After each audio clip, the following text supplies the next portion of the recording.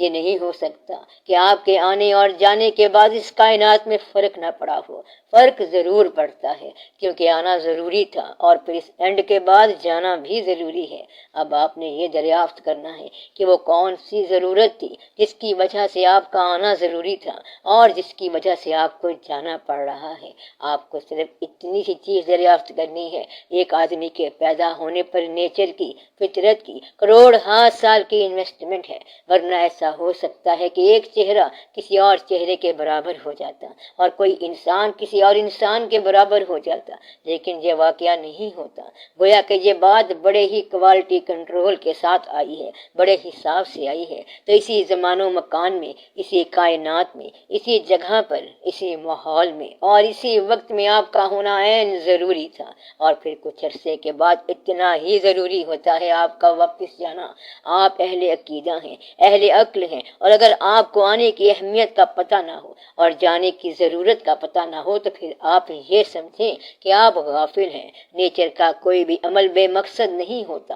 اپنے ہونے کا مقصد آپ نے خود دریافت کرنا ہے، اور یہ مقصد اس وقت دریافت ہوتا ہے جب آپ اس کائنات کے ساتھ مالک کائنات کے حوالے سے متعلق ہوں، یعنی تعلق میں ہوں۔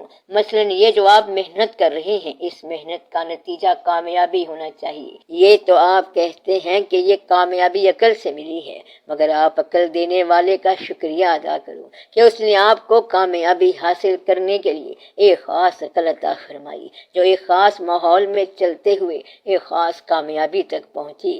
اسی طرح اس نے آپ کو ایک خاص دل دیا جو ہر حال میں چلتے چلتے کہیں نہ کہیں غمگین ہو جاتا ہے۔ یہ خاص دل چلتے چلتے کہیں نہ کہیں انوالو ہو جاتا ہے، اور یہ دل جو ہے وہ محبت والا دل ہے۔ تو یہاں پر ہی آپ سب دیکھتے رہتے ہیں، یعنی اپنا انوالو ہونا دیکھتے رہتے ہیں اور مصروف ہونا دیکھتے رہتے ہیں۔ آپ کہتے ہیں میں بڑا بیزی ہوں کیونکہ بچوں کے لیے خوراک اکٹھی کرنی ہے، مگر یہ دیکھیں کہ بچے کیا ہوتے ہیں؟ اللہ کی عطا، اور بچوں کے لیے احساس کیا ہوتا ہے؟ دینے والے کی عطا۔ تو عطا جو ہے وہ دینے والے کے حوالے سے ہی عطا ہے، تو آپ حوالہ کبھی نہ بھولنا۔ کہیں ایسا نہ ہو کہ آپ حوالہ بھول جائیں اور جو چیز اس نے آپ کو عطا کی ہے، آپ کے حوالے کی ہے، آپ اس میں ہی گم ہو جاؤ۔ جس نے چیز حوالے کی ہے، حوالہ وہی رہے گا۔ آپ اس شے میں گم نہ ہو جانا، نعمت میں نہ گم ہو جانا، بلکہ منعم کا خیال رکھنا۔ غم میں گم نہ ہو جانا، بلکہ غم دینے والے کا خیال رکھنا۔ خوشی میں گم نہ ہو جانا، بلکہ خوشی دکھانے والے کا خیال رکھنا۔ زندگی میں نہ گم ہو جانا، بلکہ زندگی دینے والے کا خیال رکھنا۔ اور موت میں بھی غم زدہ نہ ہونا، بلکہ موت دینے والے کا خیال رکھنا کہ اس کی مرضی جب چاہے اٹھا لے۔ میرا مقصد یہ ہے کہ دین والوں کے لیے یہ ضروری ہے کہ وہ اپنے اعمال، اپنے مشاہدات، اپنا سفر اور اپنے واقعات باری تعالیٰ کے حوالے سے پہچانے، ورنہ تو ساری گمراہی ہو جائے گی۔ محنت بھی ہوگی اور گمراہی بھی ہو جائے گی۔ نیکی بھی اگر اللہ کے حوالے کے بغیر ہو، یعنی مجبوری کی نیکی ہو، تو یہ آپ کی انا ہے۔ مجبوری میں کی گئی نیکی آپ کی اپنی انا ہے۔ عبادت جو ہے یہ بھی آپ کی اپنی انا ہے۔ اگر عبادت اللہ کے حوالے سے ہے اور حوالہ ہر حال میں موجود ہے تو پھر آپ کی نیکی ادب میں ہوگی اور آپ کی عبادت ادب میں ہوگی۔ عبادت کا معنی ہے مالک کا قرب۔ مالک کا قرب جو ہے وہ نیک لوگوں کو مدھم کرے گا اور دھیما کرے گا۔ اللہ کریم کا فرمان ہے، اللہ کریم کے محبوب صلی اللہ علیہ وآلہ وسلم کے سامنے آواز اونچی کرنے سے اعمال ضائع ہو جاتے ہیں، اور اگر کسی نے اللہ کے سامنے آواز اونچی کی تو وہ تو اللہ کے محبوب صلی اللہ علیہ وآلہ وسلم ہے، اور اللہ مالک ہے، خالق ہے۔ گویا کہ اللہ کے گھر میں بیٹھ کر اونچی آوازیں اور اونچی صدائیں اور اونچے جھوٹ بولنے والے کے اعمال تو اعمال ہی نہ رہے۔ مطلب یہ ہے کہ جو اللہ کے تقرب کا دعویٰ کرتا ہے اور اس کا دل جو ہے وہ نوبل نہیں ہوا، اس کی آواز مدھم نہیں ہوئی اور اس کی نگاہ زمین پر نہیں لگی، تو وہ اللہ کا تقرب حاصل نہیں کر سکتا۔ اللہ کا فرمان ہے کہ زمین پر اکڑ اکڑ کر نہ چلو۔ اکڑ کر چلنے والے جو ہیں یہ اللہ کا تقرب کبھی حاصل نہیں کر سکتے۔ گویا کہ زمین پر بھی ادب سے چلنا چاہیے، تو اللہ کے قرب میں جو لوگ داخل ہوتے ہیں وہ تحمل میں آ جاتے ہیں۔ اکڑنا تیز ہونا اور شوخی کرنا اللہ کے تقرب کی نفی ہے۔ اگر نیکی آپ کو دھیما نہ بنائے تو پھر سمجھیں کہ آپ کو کائنات سے کچھ حاصل نہیں ہوا، تو آپ نے اپنا احساس اسی کائنات میں سے دریافت کرنا ہے۔ پہلے تو دریافت کرنا ہے اور پھر یہ کرنا ہے کہ یہ احساس اسی کائنات کو لوٹا دینا ہے۔ تو جب آپ کو کائنات سے غم ملا، آپ اپنا غم اسی کائنات میں بکھیر دیں، اور خوشی ملی تو اس کائنات کو خوشی دے جائیں۔ گویا کہ کائنات میں خوشی اور غم کا احساس اور ٹوٹل اماؤنٹ اتنا ہی رہتا ہے۔ کچھ آپ نے یہاں سے اٹھایا اور اس کو آگے جا کر کسی کو دے دیا، یعنی آپ نے غم حاصل کیا اور پھر غم کو بیان کر دیا، خوشی حاصل کی اور خوشی بیان کر دی۔ اسی طرح جن لوگوں کو جو بھی صفات ملی ہیں وہی صفات انہوں نے کائنات میں لگا دی اور زمانے کو بانٹ دی، اور خود جس طرح خالی ہاتھ آئے تھے اسی طرح خالی ہاتھ چلے گئے۔ تو یہاں پر انصاف کا تقاضا یہ ہے کہ جتنا آپ نے لیا ہے آپ اتنا لوٹائیں، جو کچھ آپ کو حاصل ہوا وہ آپ لوٹا دیں۔ ظلم والا آدمی ہماری گفتگو میں نہیں آئے گا کیونکہ اس کا احساس غلط ہے، یعنی جو شخص یہ کہتا ہے کہ مجھے کائنات سے ظلم ملا ہے وہ ہماری گفتگو سے باہر ہے، کیونکہ اس کا شعور ناقص ہے، کیونکہ جس کو زندگی سے پیار نہیں ہے اس سے ہماری بحث نہیں ہے۔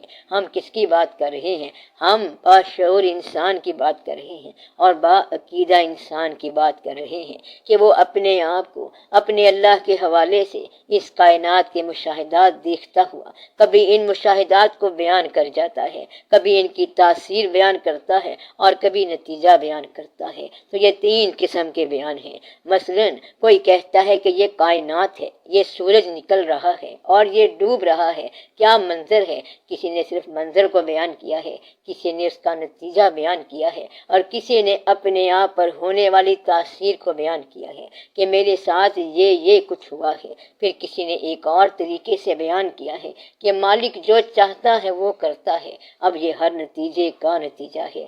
یہ وہ لوگ ہیں جو فقراء کی شکل میں اور پیغمبروں کی شکل میں آئے اور انہوں نے آخری نتیجہ بیان کیا کہ آپ سب اللہ کے حکم سے آئے ہیں اور اسی کے حکم سے چلے جائیں گے۔ اور جو درمیان کے لوگ تھے وہ یہ وضاحتیں کرتے رہے کہ پہلے تمہارا یہاں دنیا میں ہونا ہے اور پھر تمہارا ہونا نہیں ہے، یہ تمہارے بچے نہیں ہیں، تمہارا کسی کے ساتھ تعلق نہیں ہے، بس آپ صرف اپنا خیال رکھو۔ اور اس طرح وہ لوگ اس خیال کی وضاحت کرتے گئے اور کچھ لوگ صرف فطرت کو بیان کرتے گئے کہ کائنات کا مشاہدہ کیا ہے۔ اس لیے آپ اللہ تعالیٰ کو ماننے کے بعد اس کائنات میں ہونے والے تمام واقعات کو اللہ کی منشا کے مطابق پہچانیں، اور پھر اس کائنات میں ہونے والے غم کے واقعے کا کائنات کو الزام نہ دیں۔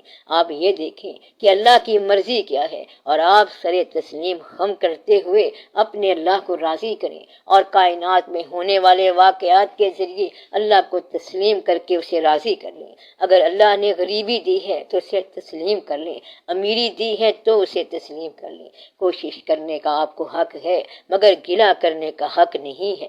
تو کائنات اللہ کریم کے ساتھ آپ کا تعلق کریٹ کرنے کا ایک انسٹرومنٹ ہے، ذریعہ ہے۔ کبھی کبھی آپ کا تعلق اللہ کے ساتھ ڈائریکٹ ہوتا ہے، یعنی کائنات کے بغیر وہ تعلق زمان و مکان سے دور ہوتا ہے، اور اللہ تعالیٰ کسی لامکان میں ایسا تعلق بنا لیتا ہے۔ مثلا انسان پر سجدے کی کوئی کیفیت ایسی آ جائے کہ وہ کہے کہ اب نہ زمان ہے اور نہ مکان ہے۔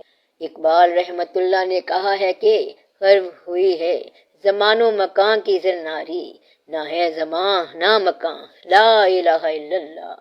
وہ ایسا مقام ہے کہ وہاں زمان نہیں ہے اور مکان نہیں ہے۔ اقبال رحمت اللہ نے اس مقام کی نشاندہی کر دی ہے۔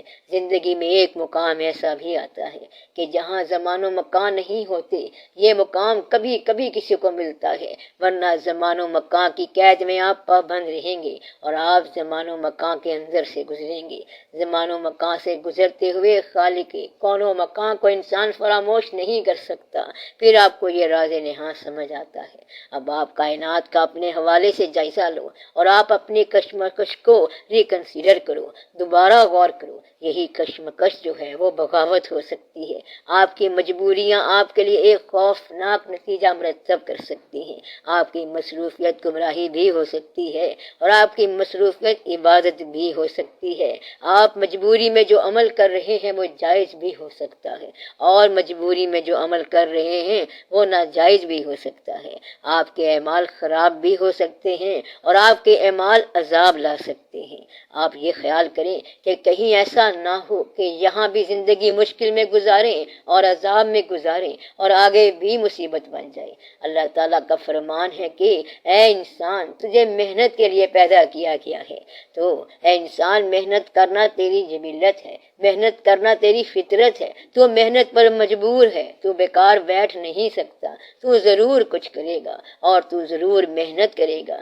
دیکھ لینا تیری محنت ایک نتیجہ مرتب کرے گی، اور کہیں ایسا نہ ہو کہ محنت کرتے کرتے تیری محنت چور جیسی محنت ہو جائے، تیری محنت جواری کی محنت ہو جائے، تیری محنت ڈاکو کی محنت ہو جائے، تیری محنت گناہ کی تلاش کی محنت ہو جائے، تیری محنت حقیقت کو چھپانے والی محنت ہو جائے، اور تیری محنت اللہ کے خلاف بغاوت کی محنت بن جائے۔